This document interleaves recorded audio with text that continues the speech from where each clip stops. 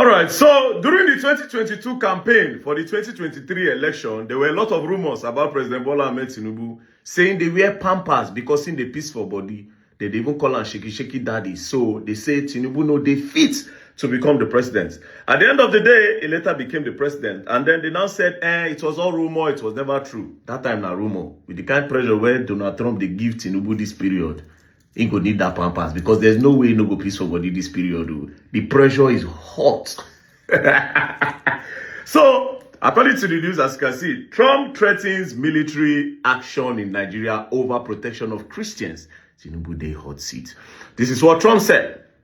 If the Nigerian government continues to allow the buying of Christians, the USA will immediately stop all aid and assistance to Nigeria and may very well go into the now disgraced country and blazing to completely wipe out the Islamic terrorists who are committing these horrible atrocities. I am hereby instructing our Department of War to prepare for possible action. If we attack, it will be fast, vicious and sweet, just like the terrorist dog attack our cherished Christians. Warning, the Nigerian government better move fast.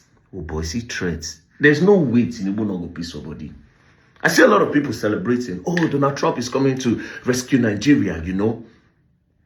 But at the end of the day, it's his aim actually to protect the Christians. Because whether you like it or not, this whole thing is a game of interests. But I like the pressure that they are giving to President Bola Ahmed Tinubu. Before I come to Donald Trump, I love the pressure because he did the same thing when Goodluck Jonathan was in power. Just because they wanted Goodluck out, they were pushing different agenda, different things in order to get Goodluck out of power. As you can see, he said a lot of things. Number one, let's look at the first one. So this is what President Bola Ahmed Tinubu said. He said, the buying of Christians worshippers is strongly condemnable. It calls to question competence of Jonathan to protect Nigeria. An attack to Jonathan using the Christians, right? He also made a lot of tweets to target Jonathan and to target his regime, right? He said, on the matter of security, the buck stop at the president's table. Like in other countries, Jonathan is the chief security officer. Stop Boko Haram. He also made this tweet, a military and police force assembled and paid by the Jonathan government and PDP cannot serve national interests but their paymasters. He also said the sheer number of unemployed youths who turned out for job at NIS and the tragic buy in the albatross on the neck of Jonathan's government. The Kano attack is a sad reminder that we live in an unsafe country. It's a wake-up call for the Jonathan government. We must confront terrorism. So the same thing now, they put Jonathan for hot seat, And at the end of the day, all this tweet was made in 2014. Then in 2015, Jonathan was kicked out of power.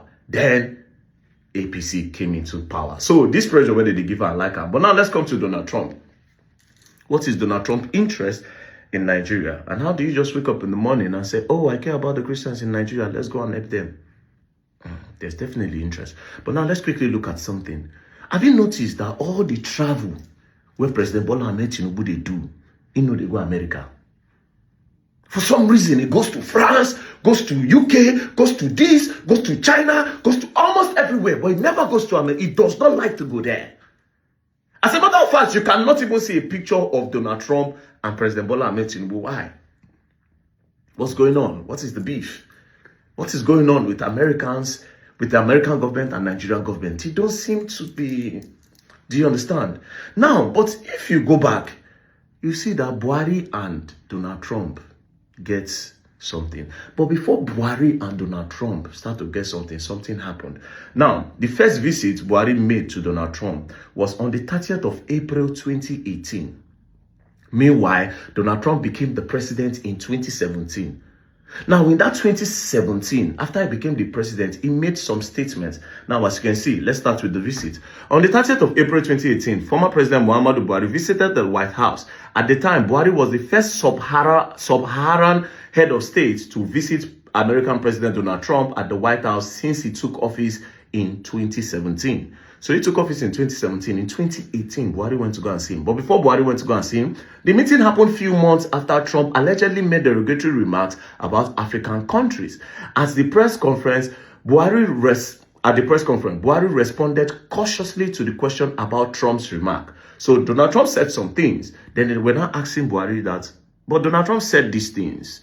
Do you understand? How far? But Buhari was very cautious and he didn't really say anything. Now, what did Donald Trump say about African countries? He referred to Haiti, an African nation, as shithole country. Around January 2018, he referred to African countries as shithole countries, right? Then the African Union, as you can see on BBC, Donald Trump must apologize for the comment, African Union. So they asked him to apologize. Then after all of this, you know, in April, this whole thing happened around December 2017 to like 2018. Then in January, he made the statement. In April, then Buhari went to the US to go and visit him. Now, this is a video of the visit, as you can see. Now, they spoke about a lot of things, right? They spoke about a lot of things. And then when he left, when Buhari left, Donald Trump now praised Buhari. This is what he said. Trump praised Buhari leadership in the fight against terrorism, highlighting Nigeria's battles against Boko Haram. He also noted that Nigeria was among the first African countries to join the coalition against ISIS and was leading regional efforts to combat ISIS in West Africa. Now, after they spoke about terrorism a little, but they now spoke about the main interesting part, about the economy. Now, you people need to understand that Nigeria is a country of interest to all the world powers. All the European countries, Nigeria is a country of interest because we have a lot of natural resources with bad leaders. Understand that Nigeria is a country of interest, a very big interest.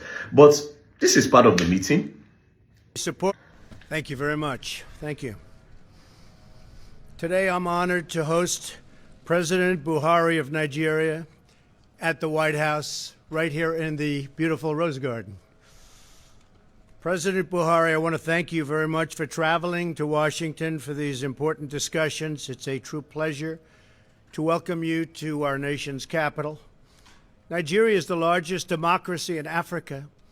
As I conveyed to President Buhari in our discussions, the United States deeply values and appreciates Nigeria's role as a strong democratic leader in the region. The United States is currently working to expand trade and commercial ties with African nations, including Nigeria, to create jobs and wealth in all of our countries. We hope to be the economic partner of choice for nations across the continent and all around the world. And you see what's happening with respect to trade and the United States. We are being respected again. I hope all African countries and countries throughout the world that we also will be supporting you and that they will likewise support us in our bid, along with Canada and Mexico. After the meeting, they talk about economy and blah, blah, blah. Buhari shall go. Now, let's come to Donald Trump, right?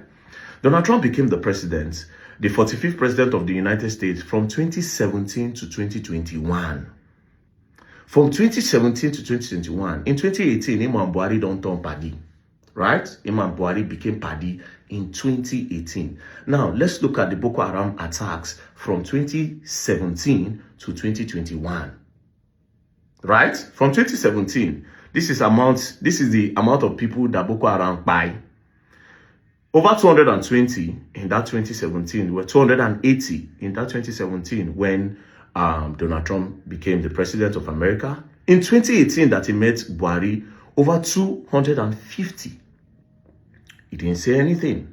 In 2019, over 280. He didn't say anything. He didn't say he was coming to come and save Christians.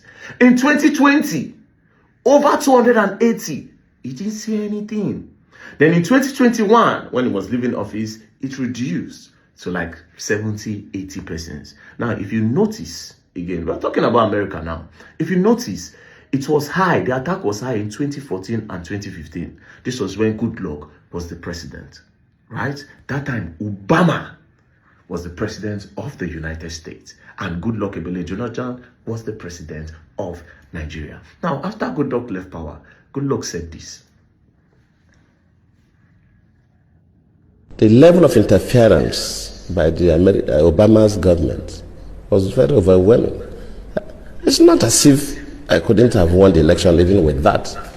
But if by my own thinking and also the way some other people look at it, they go outside the normal diplomatic relationship, then it should be mentioned.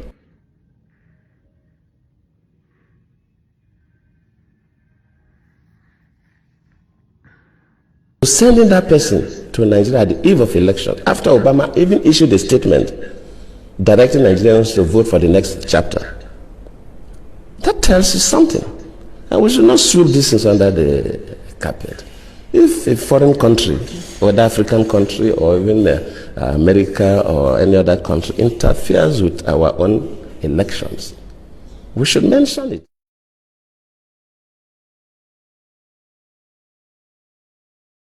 Immediately the Chibok issue came up, we expect Nigerians to be concerned. How do we get these girls out?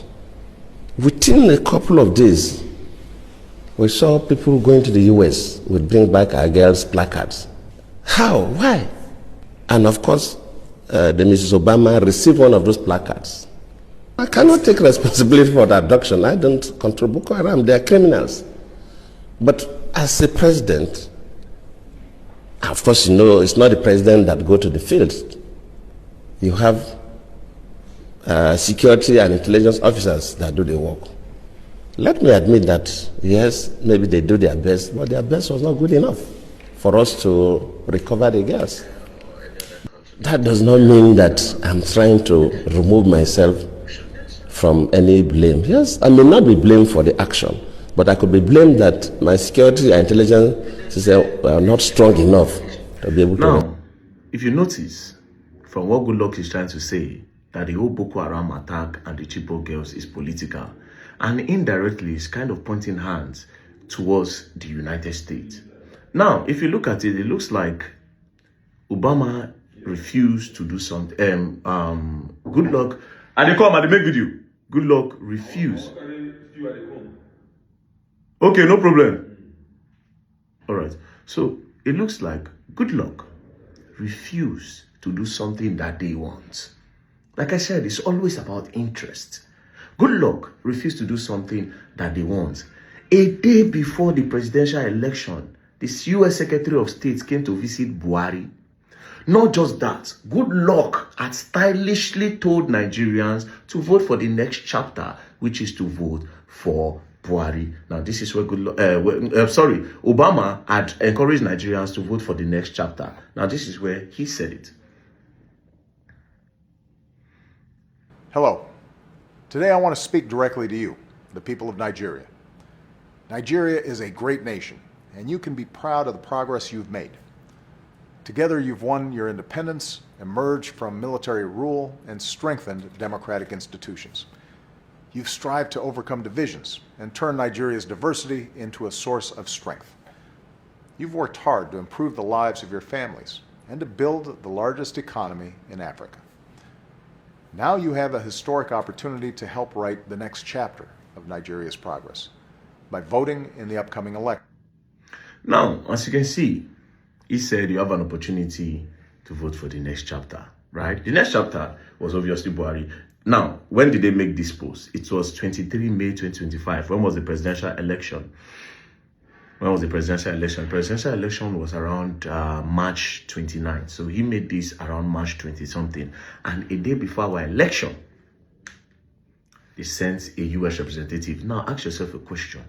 What is the interest of America? Where make them want to talk for our politics? There's definitely something that we don't know about. Now, Obama became the president of the United States 2009, right? From 2009 to 2017, he became the president.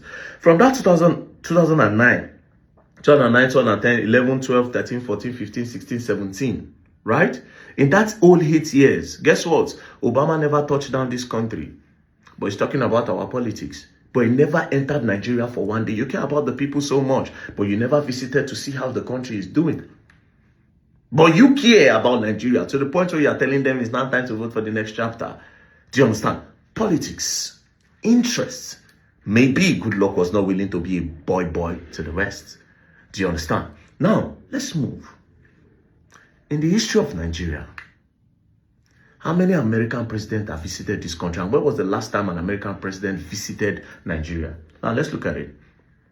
The first time was March 31st and April 3rd, 1978. Jimmy Carter, right? Now, the next person was Clinton. He visited in year 2000. And George Bush visited in 2003. And that time was when OBJ was the president. So the last time they visited was in 2003. 2003 to 2023 is 20 years. 2023 to 2022, that's like 22 years ago was the last time an American president visited Nigeria. But guess what? They have so much interest and so much love for Nigeria. They love us so much, but they cannot visit. Now, do you know the craziest part? Each time an American president visits Nigeria, something changes. Our economy go down a little for their own to go up. When they visited the first time in 1978, $1 was 0.606 naira. It was not even up to $1 1 naira. The first time they visited, $1 was 0.606 naira. $1 no reach 1 naira. The second time they visited in year 2000, it has gone up. $1 was 85 naira. Then the third time they visited in 2003, $1 was 114 naira. For each visit, our economy crumbled. Now make it make sense. The British went carry us as boy, were colonize us. They command America from nowhere. Back body full this whole thing. Do you understand? They back body full this whole thing. You see, when they say Donald Trump, he suddenly love Christians. Americans, and I see a lot of Americans tweeting, they want to come and save Nigeria. Bro, go and Google the Marshall Island. Go and do a research of the Marshall Island, Bikini Atoll. May you see what them do those people. Americans, they want test bomb. They face one place, test bomb. They throw them for one island where people they stay.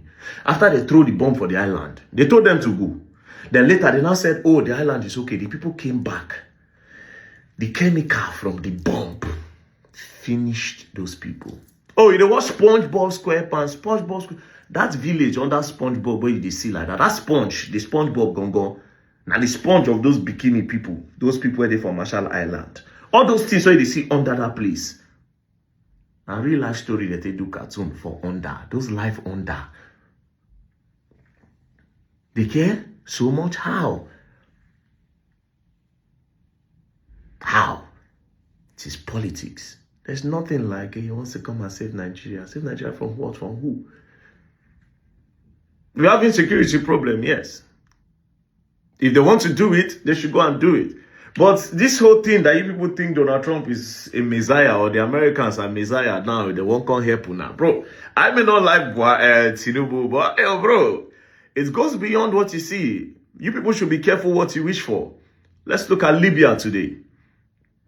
Although Tinubu is not doing as much as Gaddafi, you understand, Gaddafi is 10 times, 15, 100 times better than President Bola Ahmed Tinubu. Right. Gaddafi was doing well for his people. Then these people came up one day and said, oh, why is he taking so much time on the throne? Why is he this? Why is he that? And at the end of the day, they buy Gaddafi. Now, Libya does not have a government. Libya does not have a government. They suffer. Be careful what you wish for. Now, they are making it look as if it's about the Christians. They are making it look as if it's about the Christians. Well, a lot of people are buying. For me, human beings are buying in Nigeria because of insecurity. For me, it's not even about tribe or religion. For me, human being, they buy. Human being, they buy. There's a need to find solution to the buying of Nigerians. That's how it is for me. Nigerians are buying, whether Christian or Muslim, everybody, they buy. That's for me. But if they say that my Christians, na in they buy, okay, and nationally welcome them. By the grace of God, all of us did together. But I want to tell you for free that this the way they see, there's more to it than meets the eyes. And why has Tinubu been avoiding that US? Why? You should think about all of this, you know.